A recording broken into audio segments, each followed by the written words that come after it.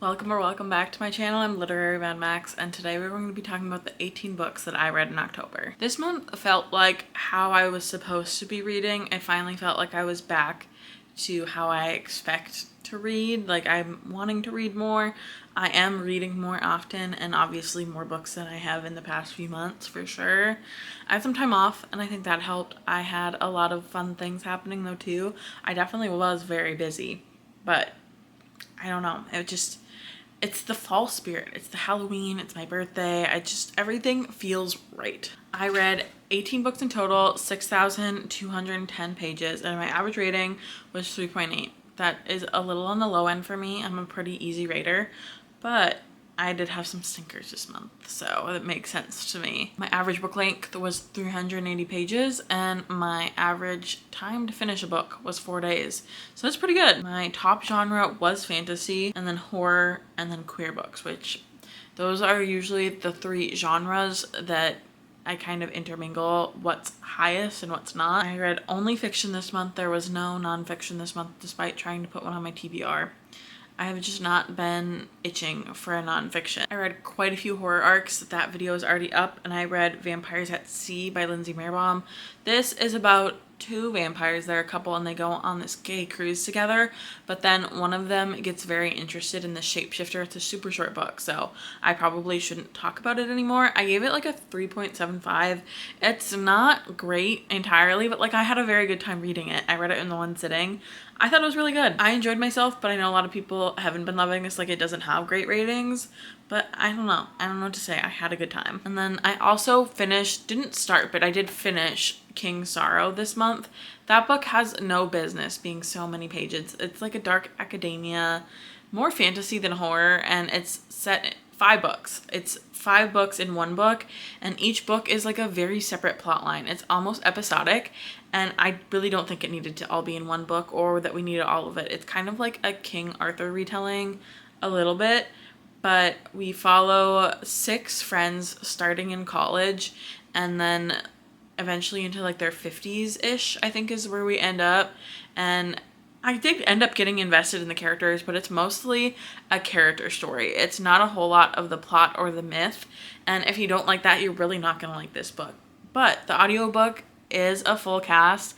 I didn't get to the audiobook until I was almost done with it, which is kind of unfortunate, but it is a full cast with like sound effects and stuff, and the last like couple hours of the probably like 24-hour audiobook that I did listen to, I really enjoyed it. I thought it was well done. One of my more disappointing books of the month was The Works of Vermin. This is about Guy, who is an exterminator. I thought the world was really interesting, but I just could not follow it.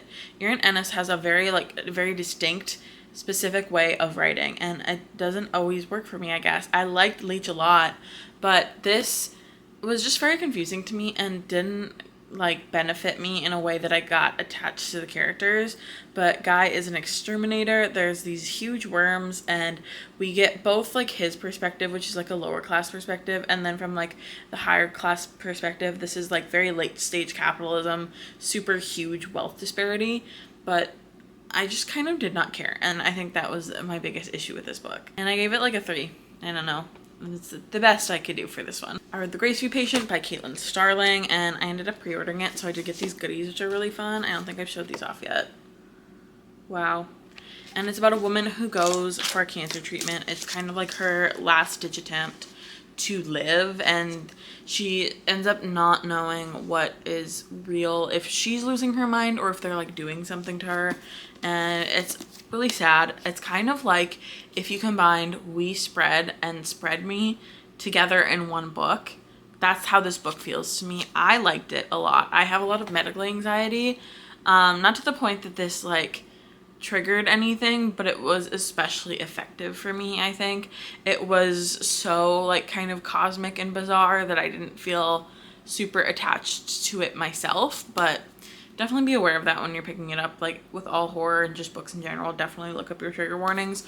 But I ended up giving this 4 stars. I did really like it, and I consumed it on audiobook, and Z Sands, I believe, narrates it, and I thought that they did a really phenomenal job of encapsulating just the sheer stress and anxiety. I read Herculean by Grace Byron. This is about a trans woman who goes to a commune for trans women after she gets fired and just kind of like is hating her life in New York. The commune is run by her ex, so it's all very, very messy, and then gets even more messy when our main character figures out that they are worshiping these giant bug gods that are trying to impregnate them. Maybe it just wasn't my kind of story. I liked some of the characters a lot in this book, but it just, not everything was perfect for me, so I ended up giving this a 3.75, which is still a good rating. I let Pinterest control my TBR and a couple other things for a week, and that was super fun. I enjoyed doing that vlog, and I ended up reading a few like gothic romantic-y type of situations. First two books I read were the Shepherd King duology. I did kind of make the second one happen. I kind of forced that to happen.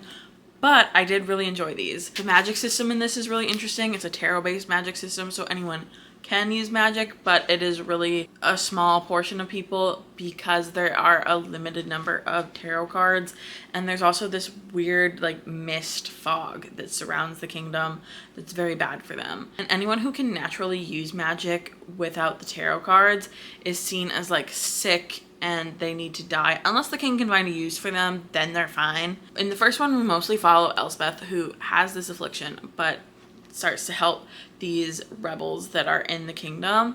And my biggest problem with this book is that Elspeth is kind of annoying, and I don't particularly like being in her head, but the nightmare is also in her head, and I love the nightmare. Kind of giving like demonic, even more demonic Cheshire Cat from Alice in Wonderland vibes. But then in the second book, we get a lot more point of views, and having Elspeth be less often was super beneficial for me enjoying her character. So these were super solid and definitely great fall reads. They're gothic and very atmospheric. Land So Wide, however, I unfortunately read immediately after those. I think that it definitely suffered from me reading it that soon, but also I think the plot was kind of a jumbled mess, so I don't know that I would have enjoyed it any more anyway, regardless of how far apart that I read them. We are following a woman who is just so dead set on marrying this man. I can't remember what they call it, but the women have to go hide and the men have to find them, and then they get to be wed. It's super heteronormative, which is probably one of the reasons that I didn't totally love it, but the man that she thinks she's going to marry just up and leaves, which he shouldn't be able to do because there's these stones that surround their village, and they can leave, but they have to come back before sundown. But then the stones start moving closer, like their total surface area that they can exist in at any point gets smaller, and that's obviously a huge issue. And then she finds out some things. It just didn't make a lot of sense to me, and I don't think I really enjoyed reading it, so I gave it like a 2.75. It was not great. I buddy read The Final Strife with one of my friends, Sarah, and this was fantastic. This was one of my favorite reads of the month for sure. It has trials. Disgruntled companions to lovers is probably more accurate, and in this world there is people with the good blood and people with the not good blood, and following one person who lives with the people who have not good blood, but she secretly has the good blood and in theory could use magic but has never been taught how, and also someone who is basically in line for royalty who has the bad blood, so in theory can't use magic. Honor is the one that in theory can't use magic and has kind of kidnapped on accident Honor, the one that should in theory be able to use magic. Honor's like, hey, train me for these trials and I'll let you go and it'll be so great and I'll teach you how to use magic. And Honor's like, okay, whatever. And then obviously they start being in love. It's great. And there's 2 more books, and most people's favorite book is the second one. I'm very excited to continue this series next month. I finished This Cursed House by Del Sandine, and unfortunately I didn't love this one. We're following someone named Gemma, and she is from like the 50s or 60s Chicago, so things are no longer really segregated there, and she goes to this Southern family's estate in order to tutor what she thinks is a child. However, they're like, actually you need to break this curse and we're gonna be racist towards you. She's like, right, I'm going to leave actually. And then she doesn't leave and helps them. And I don't understand why she helps them. That part didn't make sense to me. That's one of the issues I had. Definitely gives Get Out vibes, but this was just a lot more boring to me. I think the historical aspect just really didn't work for me for this book. And I ended up giving it a 3.5. but that's not a bad rating, but I wouldn't say that I super enjoyed this, and I'm not gonna like widely recommend this one. The Death of Jane Lawrence has quite low ratings and I don't understand them. I like this a lot. We're following Jane, who is like, hey, Mr. Doctor, marry me so that I have a house to live in and I can continue doing what I do, which is numbers. She's an accountant, basically. This is also set, I think, in like the 1800s. So modern medicine is definitely not a thing. It's definitely a lot more brutal than it is today. And the doctor is like, I don't want anything to do with you, actually. And she's like, that is my preference. And then they develop this working relationship, and then something more happens. But also his like one rule is you will never live in my actual house. You will stay where the surgery happens. There's like bedrooms and stuff. It's not like she's sleeping on the floor.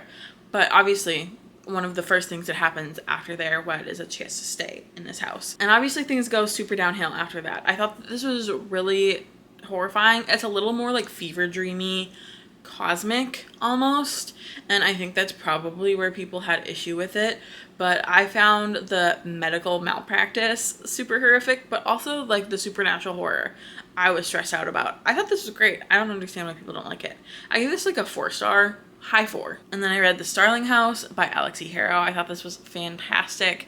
I highlighted so much in this. The prose is so stunning. I can't wait to read more from Alex E. Harrow. They just came out with The Everlasting, I think, and I'm going to be getting to that as soon as I possibly can. I love their writing if it's like this. We're following Opal, who is kind of down on her luck, trying to take care of her younger brother, who also has asthma, and that's a big issue because they live in a town where their main source of income is this big factory that produces smoke. But there's also the Starling House, where she ends up working, and everyone warns her away from the Starling House, but she's like, I need money, and this random ugly man that lives in the house is going to pay me a lot of money to help clean it up. And it just gets super like mythic fairy tale vibes, but it's just so good. I loved it. I'm definitely late to the game on this one. This is a bit older, but I can't wait to read more from Alex E. Harrow. This was a 5-star read for me. Then I read Cypher by Kathy Koya, and I haven't read a horror like this in a while where it's just kind of disgusting. We're following 2 people, Nick and Nakota. They are super toxic towards each other, but Nick has like this huge crush on Nakota, and she abuses that entirely. They find this hole by Nick's apartment in like a storage room, and they call it the fun hole, and then it's just weird bad things happen near it.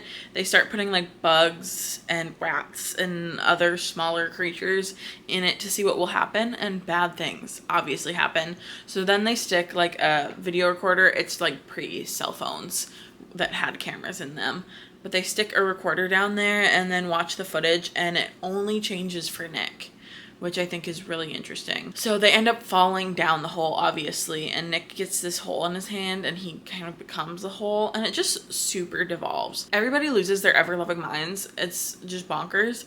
I liked it though. I thought it was good. It was definitely disturbing. I read it in one sitting on a plane ride. Gave this 4 stars. I read Queen of Teeth by Haley Piper. I thought this was really good. This gives me hope for enjoying cosmic horror because I haven't totally loved the cosmic horror that I have read so far.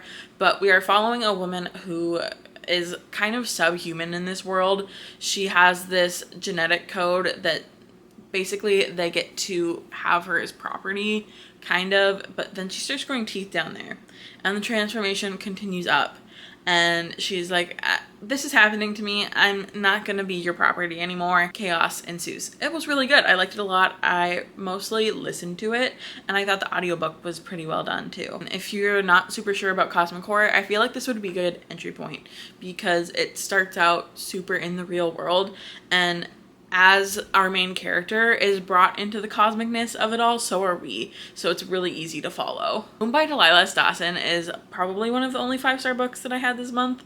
And we start in this sapphic farmer's market meet cute, and it absolutely devolves. And our main character is giving the other person a lot of grace because it is her first relationship with a woman. So she's like, maybe these are just quirks of dating a woman, and they're just very much not at all. And the ending did have my jaw dropped. This is fantastic. For the Midslumber Media Horror Book Club that I help run, we read Something Wicked This Way Comes by Ray Bradbury, and I hated this. This was not good. It was super slow, which some people appreciated about it. I did not. I was bored. I don't think I'll pick up another Ray Bradbury. Maybe I will. I gave this 2 stars, and that's a generous 2 stars because I didn't really like anything about it. I will say that the author can craft a sentence but cannot craft a story. Maybe I'll pick up something else. We'll see. I enjoyed Fahrenheit 451 though, I guess. I did read that in school, and it was one of the only books in school that I appreciated.